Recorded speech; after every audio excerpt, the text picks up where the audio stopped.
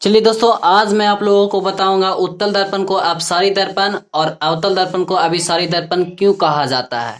चलिए वीडियो को स्टार्ट करते हैं। वीडियो को स्टार्ट करने से पहले भाई का नाम जान लीजिए। मेरा नाम है सिकंदर कुमार और आप देख रहे हैं मेरी YouTube channel Sikandar study centre. चलिए वीडियो को आप लास्ट तक देखिएगा, आपको पूरी समझ में आएगी। देखिए यहाँ पे हमारा क्वेश्चन क्या है, उत्तल दर्पण को अपसारी दर्पण क्यों कहा जाता है। तो अपसारी कहने का मतलब क्या है, तो सबसे पहले हम लोग समझेंगे कि अपसारी क्या है और अभिसारी क्या है। तो चलिए इसको समझते हैं।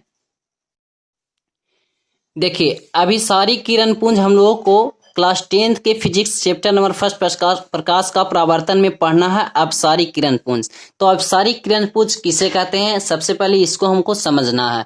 तो अपसारी किरण पुंज वैसा किरण पुंज जिसमें प्रकाश के सभी किरणें एक बिंदु पर मिलती है या अभिसरित होती है, उसे अभिसारी किरण पुंज कहते हैं। जैसे में आप यहाँ पे देखिए फिगर के द्वारा हमने यहाँ पे एक फिगर पा रहा है जिसमें प्रकाश की किरणें आ रही है, जिसमें बहुत सारे प्रकाश की किरणें आ रही है और ये क्या हो रहा है कि एक ही बिंदु पे अभिसरित हो रहा है, एक ही बिंदु पे मिल रहा है। इसी को हम लोग कहते हैं अभिसारी किरण पुंज।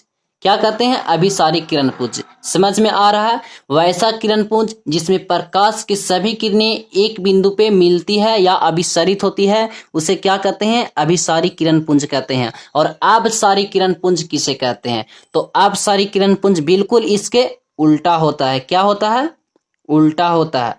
देखिए यहाँ पे ये क्या होता है कि एक ही बिंदु से निकलता है। क्या होता है, एक ही बिंदु से निकलता हुआ प्रतीत होता है या निकलता है। देखिए ये एक ही बिंदु से निकल रहा है, इसे हम लोग कहते हैं अपसारी किरण पुंज। समझ में आया, वैसा किरण पुंज जिसमें प्रकाश की किरणें एक बिंदु से निकलती हुई प्रतीत होती है, उसे क्या कहते हैं, अपसारी किरण पुंज। चलिए अब हम लोग समझते हैं अवतल दर्पण को अभिसारी दर्पण क्यों कहा जाता है। तो देखिए अवतल दर्पण को अभिसारी दर्पण क्यों कहा जाता है। यहाँ पे अवतल दर्पण का एक फिगर लिए हैं जिसका नाम हम लोग रख देते हैं एम और एम डैश। क्या नाम रख देते हैं, एम और एम डैश। अवतल दर्पण के मध्य बिंदु को ध्रुव कहते हैं, जिसे पी से सूचित किया जाता है। ये हो गया हमारा ध्रुव। क्या हो गया, ध्रुव। इसे हम लोग पी से सूचित करते हैं। और यहां से एक प्रधान अक्ष खींचे हैं, देख लीजिए आप लोग, ये हो गया हमारा प्रधान अक्ष। और अवतल दर्पण के प्रधान अक्ष के समानांतर, अवतल दर्पण के सामने, ये क्या हो गया, अवतल दर्पण के सामने प्रधान अक्ष के समानांतर प्रकाश की किरणें आ रही है। बहुत सारे प्रकाश की किरणें आ रही है, ये देखिए प्रकाश की किरणें आ रही है। ये सारी क्या हो रहा है कि अवतल दर्पण के प्रधान अक्ष के समानांतर प्रकाश की किरणें आ रही है। और क्या हो रहा है, अवतल दर्पण से टकरा रहा है। ये देखिए यहां से टकराया, यहां टकराया और यहां टकराया, यहां टकराया। ये क्या हो रहा है, अवतल दर्पण से टकरा रहा है।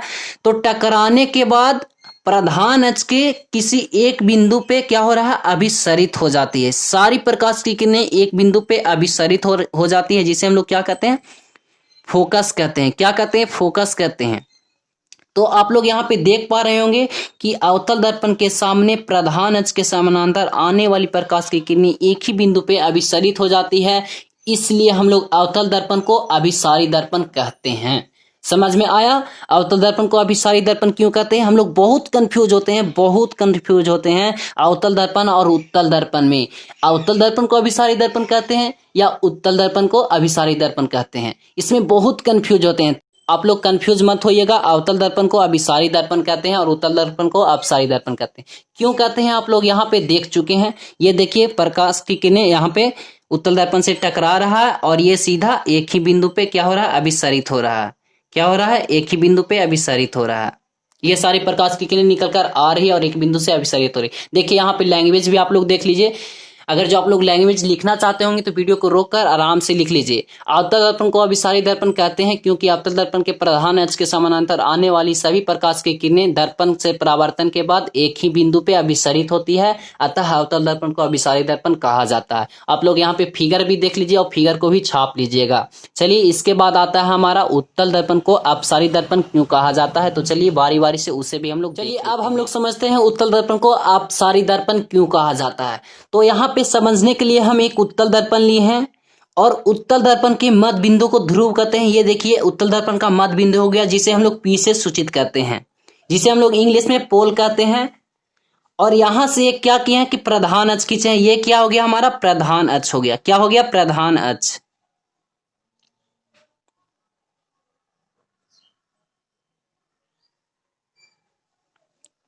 ये हमारा हो गया प्रधान अक्ष।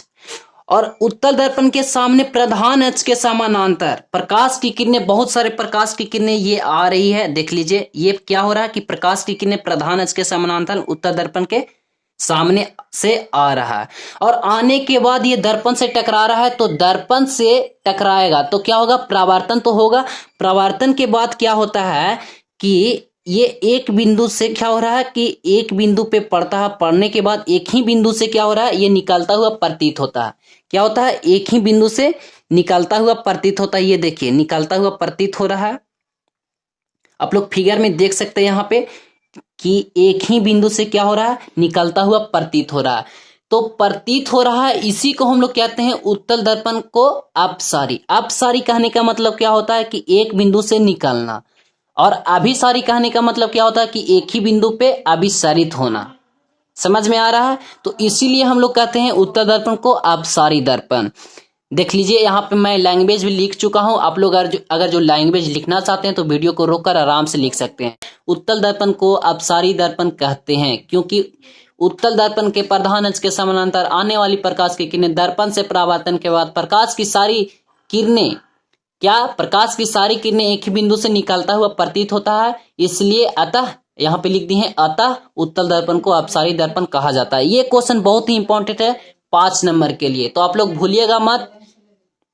ठीक है दोस्तों, चलिए मिलते हैं नेक्स्ट वीडियो में। आज का वीडियो यहीं पे समाप्त करते हैं। अगर जो ये हमारा वीडियो अच्छा लगा आपको तो मेरे वीडियो को लाइक करना ना भूलिएगा। अगर जो ऐसे ऐसे छोटे टॉपिक को के बारे में और भी जानकारी लेना चाहते हैं तो आप मुझे कमेंट कर सकते हैं और इसके साथ साथ मेरे चैनल को सब्सक्राइब कर लीजिए। ठीक है फ्रेंड्स, चलिए मिलते हैं नेक्स्ट वीडियो में। आज का वीडियो यहाँ पे समाप्त करते हैं। Okay friends, bye, best of luck.